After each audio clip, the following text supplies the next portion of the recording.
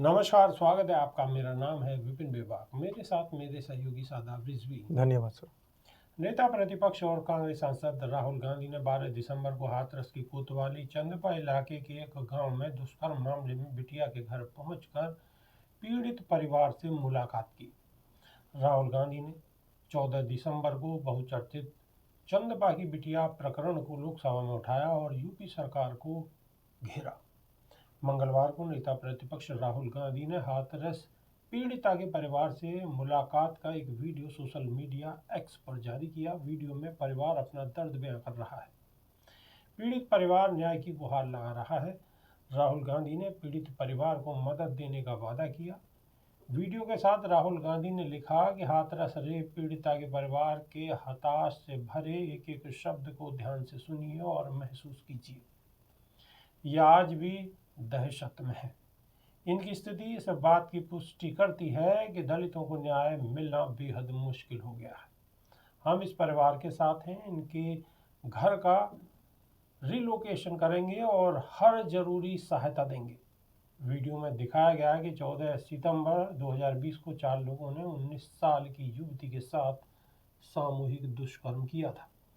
2 हफ्ते बाद 28 सितंबर को दिल्ली में इलाज के पीड़िता ने दम तोड़ दिया। इलाज के दौरान पीड़िता ने दम तोड़ दिया। उसी रात 2:30 बजे युवती के परिवार की बगैर सहमति के यूपी पुलिस ने जबरन उसका अंतिम संस्कार कर दिया था। 4 साल बाद भी पीड़िता के परिवार को न्याय नहीं मिला। वीडियो में लड़की की मां ने कहा है कि अगर मेरी बेटी के साथ ये सब न हुआ होता तो मैं बेटी का विवाह कर देती। हम लोगों को बहुत सताया गया है। उन्होंने दुनिया को दिखाया कि हमारे परिवार को उन्होंने नौकरी दी है, घर दिया है, लेकिन ऐसा कुछ नहीं हुआ। अगर उन्होंने कुछ दिया होता तो पिछले 4 साल से हम जेल जैसा जीवन नहीं बिता रहे होते। 12 दिसंबर को राहुल गांधी ने बिटिया के घर पहुंचकर मामले को फिर से गरमा दिया। उसी दिन एक्स पर टिप्पणी कर सरकार को घेरा और 14 दिसंबर को लोकसभा में इस मामले को उठाया। लोकसभा में दिए भाषण को उन्होंने टिप्पणी के साथ एक्स पर भी पोस्ट किया। उन्होंने कहा कि यूपी में संविधान नहीं, मनुस्मृति लागू हो गई है। राहुल गांधी, शादाब रिजवी, राहुल गांधी लगातार देश में मुद्दे उठा रहे हैं। जो सरकार का काम है उसे विपक्ष के नेता राहुल गांधी बराबर आवाज दे रहे हैं, मुद्दों को उठा रहे हैं, सरकार के संज्ञान में ला रहे हैं और सरकार को घेरने की भी कोशिश कर रहे हैं। बिल्कुल। देखिए, राहुल गांधी उस परिवार से आते हैं जो नेहरू गांधी परिवार है और नेहरू गांधी परिवार की हमेशा से ही देश के प्रति एक बहुत बड़ी लगन रही है और देश के प्रति उन्होंने पूरे अपने जोश होश और पूरे जो उनका कहना चाहिए कि जोश खरोश के साथ उन्होंने काम किया है। बेबाक जी, यहाँ पर एक बात राहुल गांधी ने जो कही है वो बड़ी गौर करने वाली है। आप बता रहे हैं दर्शकों को कि मनुस्मृति लागू है उत्तर प्रदेश में, संविधान से प्रदेश नहीं चल रहा है, संविधान से देश नहीं चल रहा है जी। ये कौन राहुल गांधी कह रहे हैं?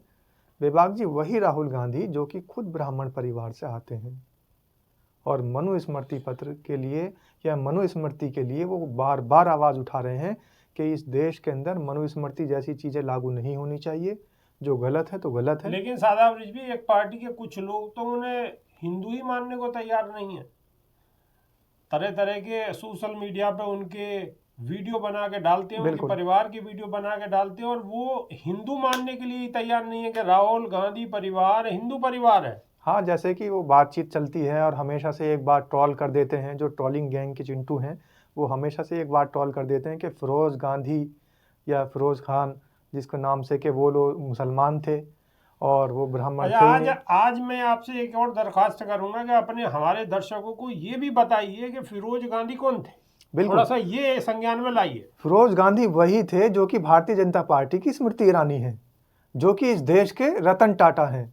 यानी इस देश के अंदर पारसी जो धर्म है वो पारसी थे और उनको फिरोज खान के नाम से मुसलमान बता दिया जाता है और मुसलमान बताने के साथ साथ हिंदू और मुस्लिम की राजनीति कर दी जाती है और सांप्रदायिक हिंसा भड़काने में भी उनका इस्तेमाल किया जाता है कि ये जो, और यहाँ तक के जो मैं बता रहा था ना, ये जो नफरती चिंटू गैंग है, ये हमेशा से ये कहते हैं कि मुसलमान की औलाद है, इतने बुरे बुरे अपशब्द कहते हैं। माफ़ कीजिएगा, मैं ऑन कैमरा इस बात को कह रहा हूँ क्योंकि बहुत सारे कमेंट्स मैं सोशल मीडिया एक्स पर और सोशल मीडिया बाकी के और प्लेटफॉर्म पर पढ़ता रहता हूँ, तो उसमें सिर्फ यही दिखाया जाता है कि राहुल गांधी हिंदू है ही नहीं।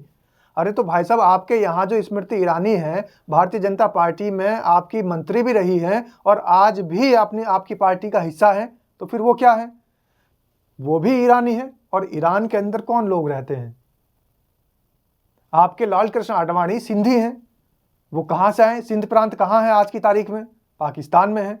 तो इस तरीके से गलत चीज़ों को लोगों के बीच फैलाना इनका पुराना प्रोपगेंडा है और इस प्रोपगेंडे के तहत ये उल्टी सीधी बातें व्हाट्सएप यूनिवर्सिटी के जरिए, सोशल मीडिया के जरिए लोगों में फैलाते रहते हैं और भ्रम फैलाते हैं। आज अच्छी तरह से पता चल गया होगा कि फिरोज गांधी कौन थे। फिरोज बिल्कुल। गांधी पारसी थे, ना कि रतन टाटा मुसलमान थे। रतन टाटा पारसी थे, ऐसी फिरोज गांधी भी पारसी ही थे। और स्मृति ईरानी सबसे बड़ा प्रमाण तो आपकी पार्टी में ही है। भारतीय जनता पार्टी की मंत्री भी रही हैं स्मृति ईरानी, वो खुद पारसी हैं। तो इस तरीके से किसी भी धर्म को, पहली बात तो पारसी हो, हिंदू हो, बौद्ध हो, जैन हो, कोई किसी भी धर्म का हो, हमारा देश अनेकता में एकता लिए हुए है और किसी भी धर्म समुदाय का आदमी है वो सिर्फ एक मानव होना चाहिए। उसके धर्म से उसकी पहचान नहीं होनी चाहिए, मानवता से उसकी पहचान होनी चाहिए। और राहुल गांधी वो तो बहरहाल हिंदू हैं और वो भी ब्राह्मण है, पूरे सबूत के साथ ब्राह्मण है। मोतीलाल नेहरू से लेके और न जाने कितने सारे, कमला नेहरू से लेके लोग बाग, बहुत सारा उनका परिवार का पूरा सिजरा, पूरा चिट्ठा लोगों के सामने है। लेकिन फिर भी नफरत फैलाने वाले उनके खिलाफ षड्यंत्र रचते रहते हैं, प्रोपगंडा फैलाते रहते हैं।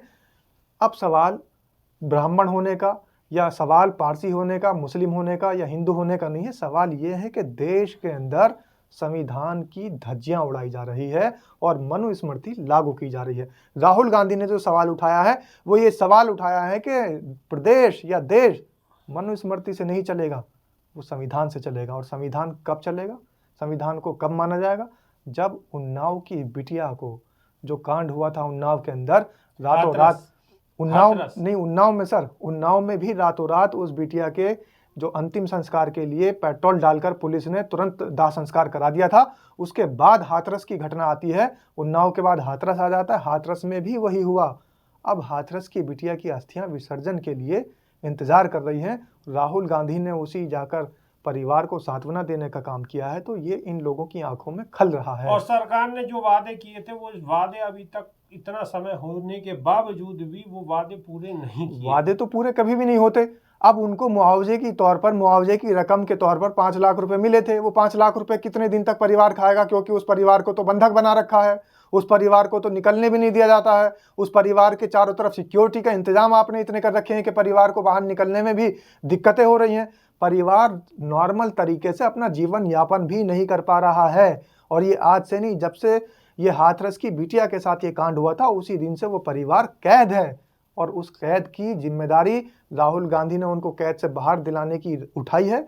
और इस जिम्मेदारी को निभाते हुए, इस जिम्मेदारी को पूरा करते हुए उन्हें सोशल मीडिया के माध्यम पर भी, बिल्कुल सड़क पर भी और संसद में भी आवाज उठाई है राहुल गांधी। बिल्कुल राहुल गांधी के बारे में ये बात तो बिल्कुल निश्चित है कि वो जो कहते हैं वो जरूर करते हैं, बिल्कुल निश्चित तौर पर करते हैं। उन्होंने हाथरस की बिटिया की आवाज उठाई, वादा किया, आवाज उठाई और फिर अब संसद में भी उनकी आवाज गूंज रही है।